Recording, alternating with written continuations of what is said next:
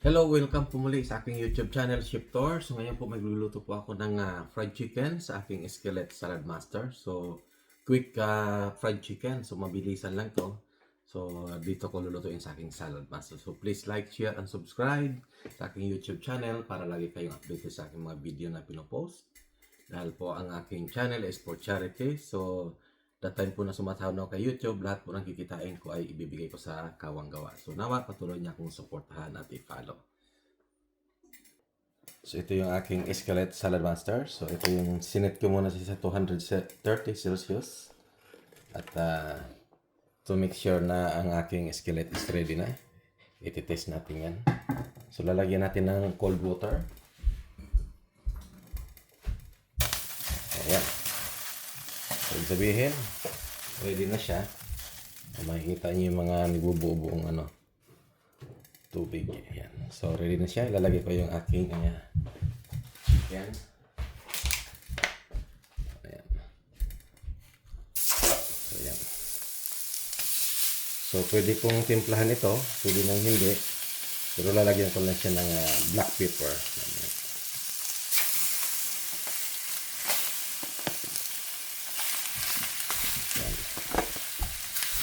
Ito mabilis ang luto lang to. Hindi ko na kailangan padaanin sa deep fryer.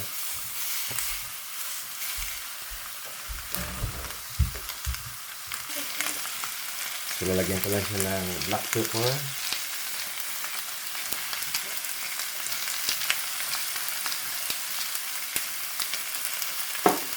And then cover for 13 minutes.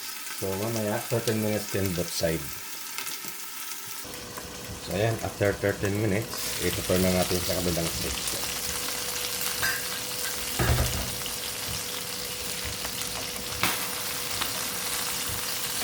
Ayan, ganda na kulay. So ito ang aking skillet, hindi ko na ginamitan ng mantika. So oil free ito.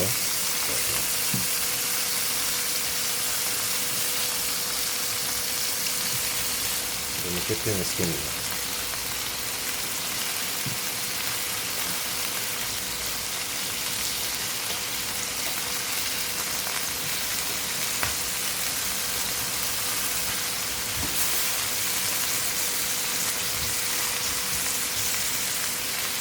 Ayan o, ganda na kulay. So, heat natin ng another 13 minutes siya. After nyan, open siya. So, ayan, i-check na natin yung aking chicken after, yeah. Luto na siya, oh. Ready to eat na. So, ayan, ito, niluto ko ito. Oil free ito, dito sa aking skillet. So, ayan, luto na siya. So, hindi ko na kailangan i-deep fried. So, itong simpleng recipe lang ito. Black pepper lang nilagay ko, wala akong seasoning na nilagay eh.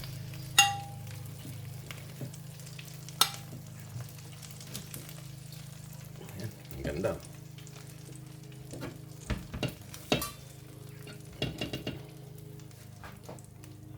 So ayan guys, yung mantika sa aking skillet to. Tapos itong aking chicken, ayan, ang ganda ng kulay. So mabilis ang luto lang. So, ito na yung aking mabilisang fried chicken. Itikman natin para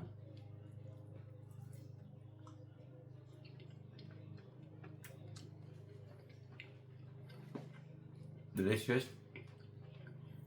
So, maraming salamat po muli sa inyong panonood. God bless po.